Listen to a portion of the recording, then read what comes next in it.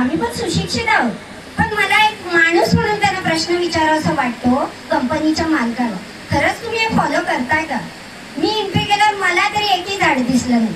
आता आम्ही इथे बसलो, माझ्याच जवळ त्यांना नेहमी हा त्रास होतो. कशाचा? जो स्मेल येतो त्याचा, हे येणारा वास आणि आमच्या पोटात जाणारं पाणी, हे तुम्ही आम्हाला काय देताय? Slowly poison.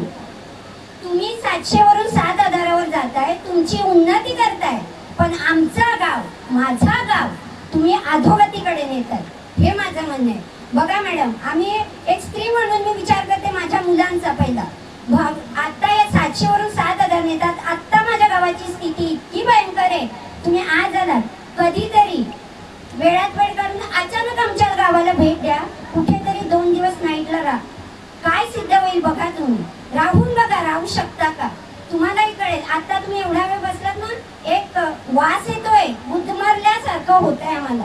हे तुम्ही अनुभवा.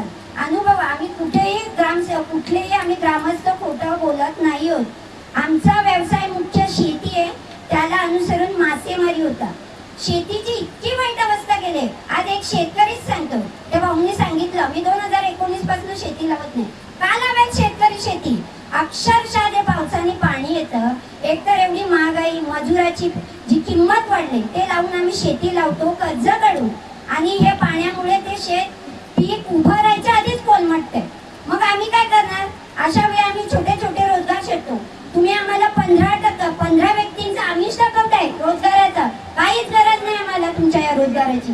जर आमची शेती सुपीक राहिली तर आम्ही मानाने सदन शेतकरी म्हणून वावरू. आम्हाला गरज नाहीये तुमच्या अशा रोजगारांची. एक माणूस म्हणून विचार करा. तुम्ही कंपनीत काम करता, तुम्ही विचार करा गावाची कंडिशन काय असेल.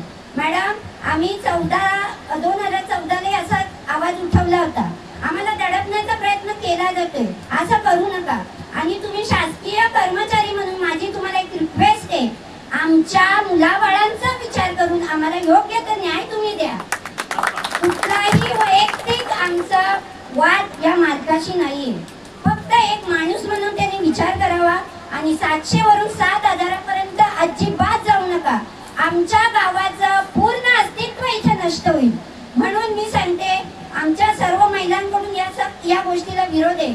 आणि प्रशासकीय अधिकारी म्हणून तुम्ही आम्हाला योग्य तो न्याय द्यावा. तुम्ही प्रत्येक गोष्ट सांगताय, लिहून द्या, अर्ज द्या, कसे आम्ही फॉलोअप घेणार तुमचा? हे का? 2014ला मी हा एक प्रयत्न केला, हाती काही लागलं नाही, अजूनही फाईल आहे. अक्षरशः या स्लोली पॉइझनमुळे श्वसनाचे आजार होतात.